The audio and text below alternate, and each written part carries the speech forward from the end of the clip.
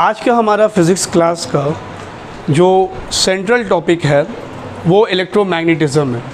Electromagnetism जो है वो इलेक्ट्रिक करंट का one of the fundamental topic है, जिसके अकॉर्डिंग हम लोग इलेक्ट्रिसिटी के वजह से मैग्नेटिक प्रॉपर्टी कैसे पैदा होता है और उस मैग्नेटिक प्रॉपर्टी को यूज़ करके हम लोग क्या क्या अप्लायंस तैयार कर सकते हैं या हम लोगों ने अब तक किया है, हम लोग उसके स्टडी को जानेंगे।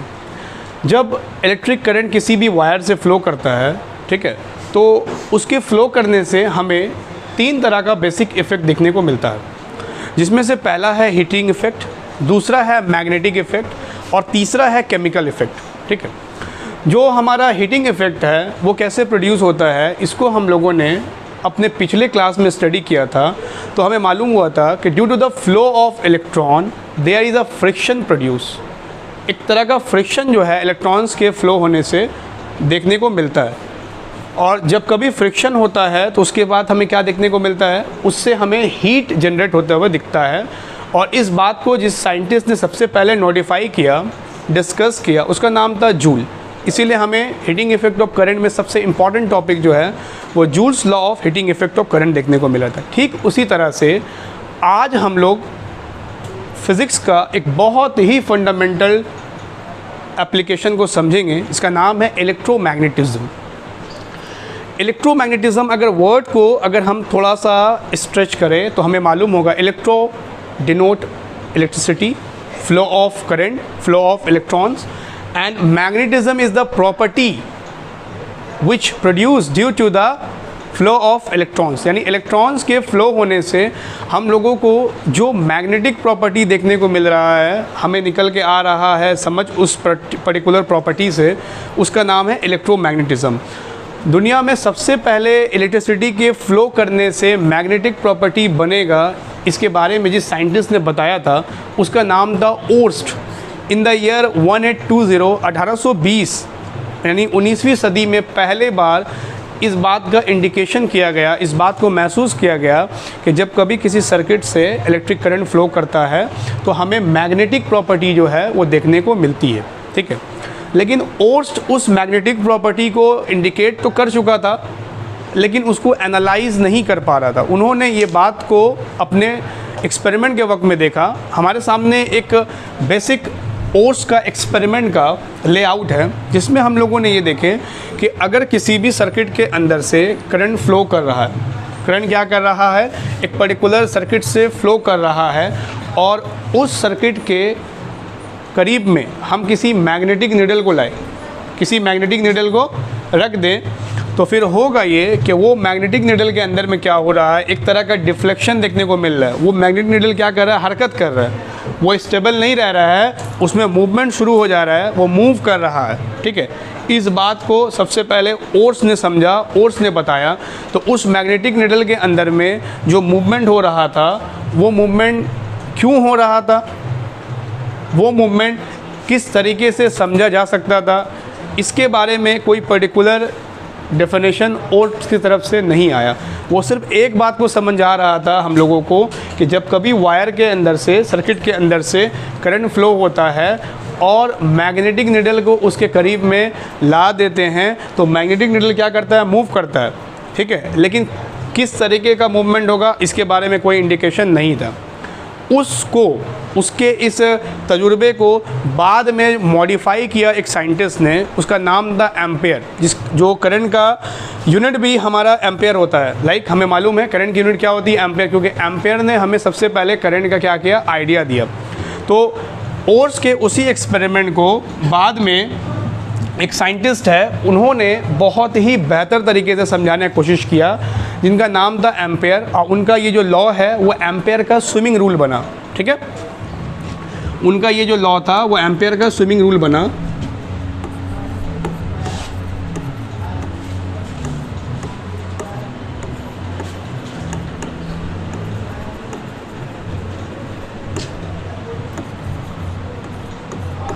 ठीक है, तो एम्पेयर का स्विमिंग रूल हम लोगों को क्या बताता है, तो उसने एक बहुत ही बेसिक डेफिनेशन दिया। कहा कि अगर मान लीजिए कि वायर किसी करंट से फ़्लो कर रहा है, किसी करंट से क्या कर रहा है, वायर फ़्लो कर रहा है, और आप ये मान लो कि एक शख्स है, एक इंसान है, उस वायर के ऊपर जो है फेस किए हुए अगर लेटा हुआ है, अगर वो स्विम कर रहा है, तो उसका जो बायां हाथ, उसका जो लेफ़्ट हैंड है, जिस तरफ मुड़ेगा, राइट, उसी तरफ क्या होगा, मैग्नेटिक नीडल भी मुड़ेगा। मैग्नेटिक नीडल कहाँ मुड़ेगा, लेफ़्ट हैंड के अकॉर्डिंग, यानी हमारा लेफ़्ट हैंड जिस तरफ मुड़ेगा उसी दिशा में क्या होगा, हमारा मैग्नेटिक नीडल जो है उसमें क्या होगा, डिफ्लेक्शन देखने को मिलेगा। तो अगर आप इस डायग्राम को एनालाइज करें तो एक बच्चा जो है वो यहाँ पे स्विमिंग कंडीशन पे है, और वायर जो है उससे करंट देखिए फ़्लो कर रहा है किस तरफ, इस तरफ, लाइक वायर के डायरेक्शन की तरफ फेस करना पड़ेगा, इस तरफ फ्लो कर रहा है, और नीचे में क्या है, एक मैग्नेटिक नीडल को रख दिया गया है। तो आप देखो मैग्नेटिक नीडल कहाँ मुड़ रहा है, इस तरफ मुड़ रहा है, यानी इसके बाएं हाथ की तरफ मुड़ रहा है। बच्चे का बायां हाथ जहाँ पे मूवमेंट कर रहा है, नीडल भी देखो वहाँ पे मूवमेंट कर रहा है ना, ऐसे था नीडल, बाद में इस तरह से घूम गया, कहाँ घूमा, लेफ़्ट की तरफ। तो आपको ये पॉइंट ध्यान रखना है कि करंट के डायरेक्शन के फ्लो के लेफ़्ट साइड की तरफ क्या होगा, मैग्नेटिक नीडल मूव करेगा। अगर कोई बच्चा ये सवाल करे कि सर अगर करंट इस तरफ नहीं मोड़ रहा हो और करंट का डायरेक्शन क्या हो, इस तरफ हो, अगर मेरा करंट जो है वो क्या हो, इस तरफ से फ़्लो करे, ठीक है, अगर मेरा करंट इस तरफ से फ़्लो करेगा तो अकॉर्डिंग टू दैट बच्चे का पोजीशन भी क्या हो जाएगा, घूम जाएगा। ये बच्चा जो है इसका पोजीशन भी क्या होगा, घूम जाएगा, इसका फेस कहाँ हो जाएगा, इस तरफ हो जाएगा, ठीक है। और जब इसका फेस उस तरफ हो जाएगा और मैं अगर आपको खड़े होकर दिखाऊं तो उस वक्त मेरा जो लेफ़्ट हैंड होगा वो ये है। अगर मैं इस करंट के वायर के पैरेलल हूँ तो मेरा जो लेफ़्ट हैंड होगा वो अब क्या होगा, इस तरफ होगा। तो जहाँ पे मूव करंट का डायरेक्शन यहाँ फ्लो कर रहा था, अब मैग्नेटिक नीडल कहाँ मूव करेगा, इस दिशा में मूव करेगा। आपने देखा लास्ट टाइम ये नीडल कहाँ मूव कर रहा था, इस तरफ, क्योंकि उस वक्त हमारा लेफ़्ट हैंड किस तरफ था, जब हमारा पोजीशन ऐसा रहेगा तो हमारा लेफ़्ट हैंड किस तरफ होगा, इस तरफ। चाहे करंट का डायरेक्शन क्यों ना मुड़ जाए, लेफ़्ट हैंड वाली प्रॉपर्टी जो है वो चेंज हर हाल में लेफ़्ट हैंड की तरफ मूव करेगा। ये एम्पेयर का स्विमिंग का रूल है जो एम्पेयर ने हम लोगों को क्या किया था, बहुत ही बेसिक तरीके से समझाया था। अगर आप इसको याद रखेंगे तो आपको मैग्नेटिक नीडल का जो डिफ्लेक्शन है वो समझ में आएगा। ठीक वैसे ही आपको एक रूल ध्यान में रखना है, वो है राइट हैंड ग्रास्प रूल। ठीक है, ये राइट हैंड रूल। तो ये राइट हैंड का थंब रूल क्या है, ये हम लोगों को ये बताता है कि अगर आप मान लें, ठीक है, अगर आप मान लें कि आपके हाथ में एक करंट के कैरिंग कंडक्टर है, मतलब एक ऐसा कंडक्टर है, एक ऐसा तार है, एक ऐसी सर्किट है जिससे क्या कर रही है, करंट फ्लो कर रही है। करंट क्या कर रही है, फ्लो कर रही है, और आप उसको इस तरीके से पकड़े हुए हो, आप उसको इस तरीके से क्या कर रहे हो, पकड़े हो। और करंट कहाँ जा रहा है, नीचे से ऊपर की तरफ। करंट कहाँ जा रहा है, नीचे से ऊपर की तरफ। तो आपका एक अंगूठा यानी थंब वो ऊपर की तरफ है, लेकिन बाकी 4 फिंगर कहाँ है, मुड़ गए ना इस तरीके से। और अगर आपको क्लॉक का आइडिया है, आपको अगर क्लॉक का आइडिया है तो थोड़ा बहुत भी आप जानते हो क्लॉक के बारे में, तो आपको मालूम है घड़ी किस सेंस में मूव करती है, ऐसे घड़ी इस तरीके से मूव करती है, यही है क्लॉकवाइज हमारा पैटर्न। लेकिन अगर आप इस फिंगर को देखें, इस तरीके से इस फिंगर को देखें तो इसका मूवमेंट कहाँ हो रहा है, घड़ी के उल्टे। देखो ये कहाँ मूव कर रहा है, घड़ी ऐसे जा रहा है और ये उल्टा मूव कर रहा है। अगर तुम अपने अपने फिंगर को निकाल के इस तरह देखो तो तुम्हारा ये जो चारों फिंगर है कहाँ मूव कर रहा है, एंटी क्लॉकवाइज, घड़ी के उल्टे सिम्ट में मूव कर रहा है। तो याद रखो अपवर्ड डायरेक्शन के लिए, अपवर्ड डायरेक्शन के लिए मेरा जो ये मैग्नेटिक फील्ड बन रहा है ये कैसा होगा, एंटी क्लॉकवाइज। ठीक है, लेकिन अगर मैं इस सर्किट के कैरिंग कंडक्टर को उल्टा दूं, उल्टा कर दूं, यानी करंट अगर इसमें से ऊपर से नीचे जाए, नीचे से ऊपर नहीं, ऊपर से नीचे जाए, तो अगर मैं अपने इस अंगूठे को, राइट हैंड को अगर मैं डाउन कर दूं तो देखो ये मेरे 4 फोल्डेड फिंगर है, किस तरफ मूव कर रहे हैं, क्लॉकवाइज। देखो जैसे घड़ी मूव करता है ऐसे ही मूव कर रहे हैं ना घुर के, तो ये हमारा क्लॉकवाइज आता है। अगर मैं इसको डाउनवर्ड कर दूं तो हमारा मैग्नेटिक फील्ड क्या होगा,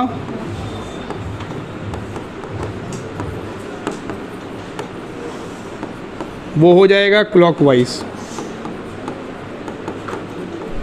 तो ये बहुत ही बढ़िया सा रूल जो है वो बताया गया था राइट हैंड रूल के अकॉर्डिंग कि किस तरीके से तुम समझोगे। अगर कभी भी भूल जाते हो इस लॉ को, जस्ट अपने हाथ के राइट हैंड को निकाल लेना और थंब के पोजीशन पे चेक कर लेना कि तुम्हारा जो है वो डायरेक्शन सही आ रहा है या गलत आ रहा है, फिर तुमको समझने में कभी दिक्कत नहीं होगा। बहुत ही सिंपल मेथड जो है इस चैप्टर के अंदर हम लोग को देखने मिलेगा, ताकि कोई भी इंसान जो है वो इसको कंसेप्ट को भूल ना जाए। ठीक है, तो राइट हैंड रूल जो है हमें समझने में आई बात।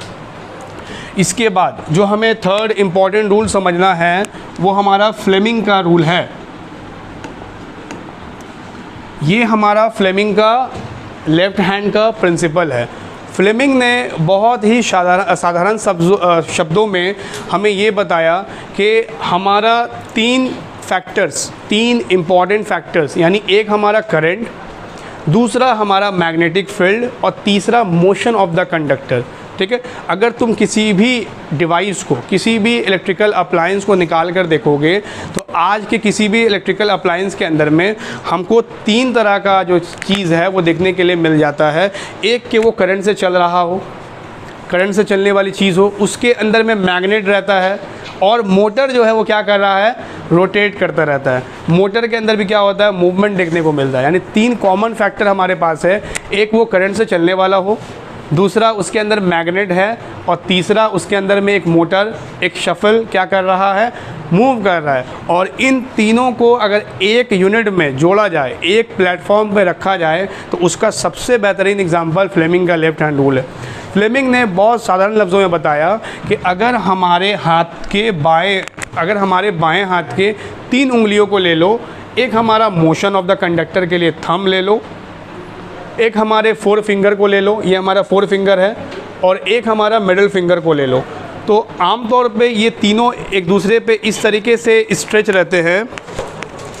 आमतौर पे ये तीनों एक दूसरे पे इस तरह से स्ट्रेच रहते हैं कि इनके बीच में 90 डिग्री बन रही है। अगर आप ध्यान से देखो तो ये फिंगर और ये फिंगर ये 90 डिग्री बन रही है। अगर इसको देखो, ये फिंगर इनके बीच में 90 डिग्री बन रहा है, और इसके बीच में भी 90 डिग्री बन रहा है। अगर ये फिंगर यहाँ से नहीं, यहाँ से होता तो मान लो ये फिंगर को मैं यहाँ रख रहा हूँ, तो कितना डिग्री बन रहा है, 90। तो इन लोग इस तरीके से स्ट्रेच है कि ये तीनों एक दूसरे के ऊपर क्या है, परपेंडिकुलर है। इन दैट केस के फिंगर इस तरीके से स्ट्रेच हो कि वो एक दूसरे पे क्या हो, परपेंडिकुलर हो। तो ऐसे केस में क्या होगा कि अगर हमारा मिड फिंगर करंट के डायरेक्शन को बता रहा हो, अगर हमारा 4 फिंगर मैग्नेट के मूवमेंट को बता रहा हो, तो हमारा थंब जो होगा वो ऑटोमेटिकली क्या बताएगा, मोशन ऑफ द कंडक्टर को बताएगा। यानी वो डिवाइस, वो शफल, वो मोटर का जो मूवमेंट होगा वो किससे दिखाया जाएगा, हर हाल में थंब से। अगर ये और ये परपेंडिकुलर होंगे तो तीसरा भी जो होगा वो इन दोनों के साथ क्या होगा, परपेंडिकुलर होगा। यही है फ्लेमिंग का लेफ्ट हैंड रूल। और इसी रूल के अकॉर्डिंग क्या है कि आज हमको डीसी मोटर या बार्लोस व्हील या ऐसे बहुत सारे अप्लायंस जो है वो इसी रूल के बाद आहिस्ता आहिस्ता डिस्कवर होना, आहिस्ता आहिस्ता अप्लायंस यूज़ होना वो शुरू हुए। ठीक है, तो ये बात जो है बेसिक्स में है जो हमें याद रखनी है। इसके अलावा हमें मैग्नेटिक लाइंस ऑफ फोर्स का कुछ प्रॉपर्टी याद रखना है कि मैग्नेटिक लाइंस ऑफ फोर्स जो होते हैं वो किन प्रॉपर्टी पे काम करते हैं। ठीक है, तो उनमें से पहला प्रॉपर्टी जो आपके सामने यहाँ पे आपको दिख रहा है प्रॉपर्टीज़ नंबर 1 में, वो ये दिख रहा है कि अगर करंट, किसी वायर से करंट फ्लो कर रहा है और वो जो वायर है वो स्ट्रेट है, वो वायर क्या है, स्ट्रेट वायर है, तो उस स्ट्रेट वायर के अंदर में जो मैग्नेटिक फील्ड बनेगा वो क्या बनेगा, सर्कुलर बनेगा। ये पहला बात ध्यान रखना है आपको। अगर वायर आपका स्ट्रेट है तो आपका जो मैग्नेटिक फील्ड बनेगा वो क्या बनेगा, सर्कुलर बनेगा।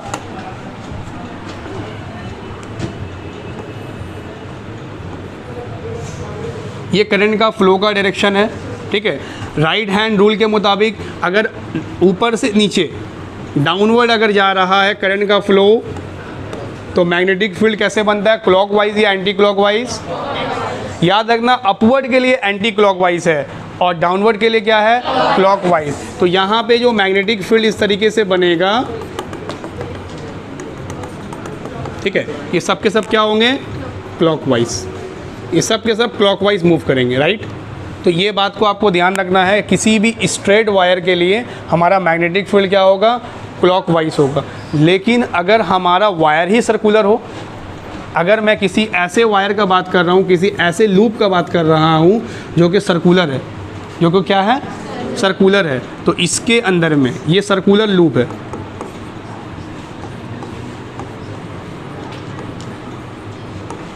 ठीक है, ये अगर सर्कुलर लूप है, ठीक है, और मान लो इसमें करंट कैसे फ्लो कर रहा है, क्लॉकवाइज, करंट कैसे फ्लो कर रहा है, क्लॉकवाइज, तो इसके अंदर में जो मैग्नेटिक फील्ड बनेगा, यानी इसके बीच में जो मैग्नेटिक फील्ड बनेगा वो क्या होगा, स्ट्रेट लाइन होगा, क्या होगा, बिल्कुल वाइस वर्सा वाली प्रॉपर्टी है कि स्ट्रेट वायर के लिए सर्कुलर बनेगा और सर्कुलर के लिए क्या बनेगा, स्ट्रेट बनेगा।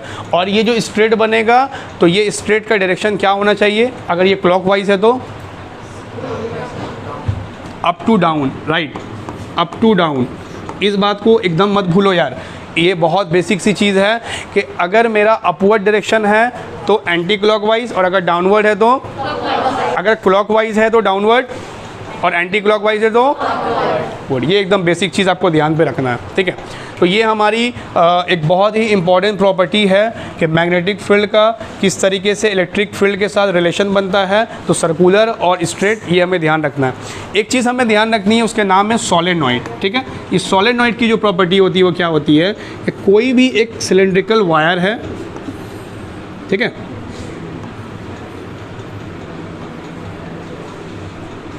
और उसको हम क्या कर रहे हैं, वूंड कर दे रहे हैं, उसको हम बांध दे रहे हैं,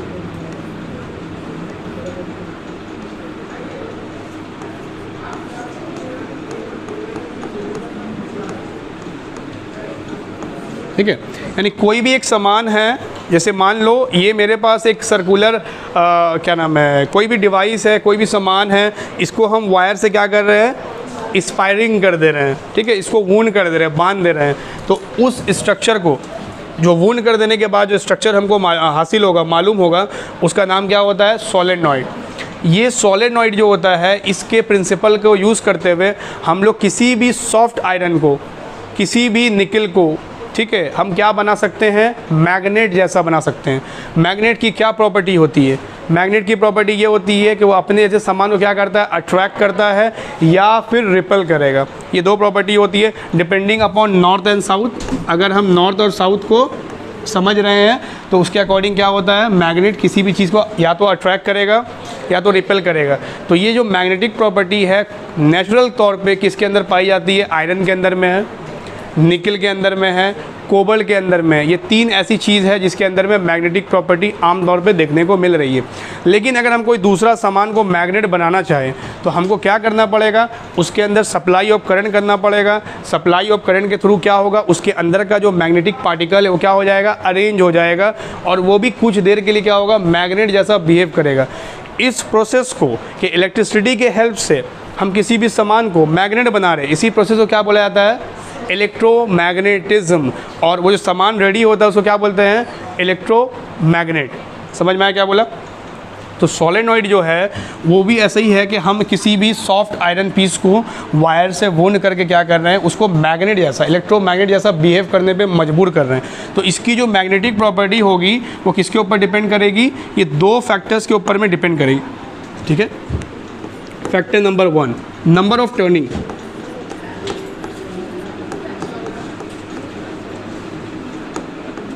ऑफ वायर, वायर की टर्निंग कितनी बार हो रही है उसके ऊपर डिपेंड करेगी, ताकि कितना मजबूत तरीके से वो उसको स्ट्रेंथ दे।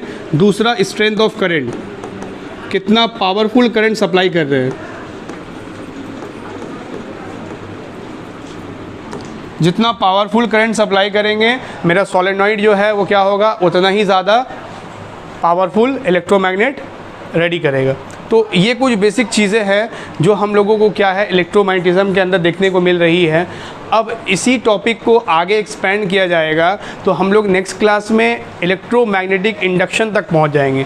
कि इंडक्शन का मतलब वहाँ पे निकल के ये आएगा कि अगर कोई चीज़ इलेक्ट्रोमैग्नेट बन चुका है या उसके अंदर इलेक्ट्रोमैग्नेटिज्म प्रॉपर्टी है, तो वो अपने उस प्रॉपर्टी को किस तरीके से दूसरों को क्या करे, रिफ्लेक्ट बैक करे, उनको भी कैसे करके क्या करे, इलेक्ट्रोमैग्नेट बनाने की कोशिश करे। इस प्रॉपर्टी का नाम जो है इलेक्ट्रोमैग्नेटिक इंडक्शन है, यानी दूसरों को क्या करना, इंड्यूस करना कि तुम भी वैसे ही बिहेव करो जैसा मैं अभी बिहेव कर रहा हूँ। तो ये प्रॉपर्टी हम लोग अपने अपकमिंग क्लास में जो है स्टार्ट करेंगे। तो फॉर द टाइम बिंग हम लोगों ने आज बेसिक इलेक्ट्रोमैग्नेटिज्म जो है उसको समझने की कोशिश किया, और जो भी लॉ, जो भी प्रॉपर्टी इससे जुड़ी हुई है उसको हम लोग यहाँ पे सीखे। ठीक है, will see you guys on next class. Okay, take care.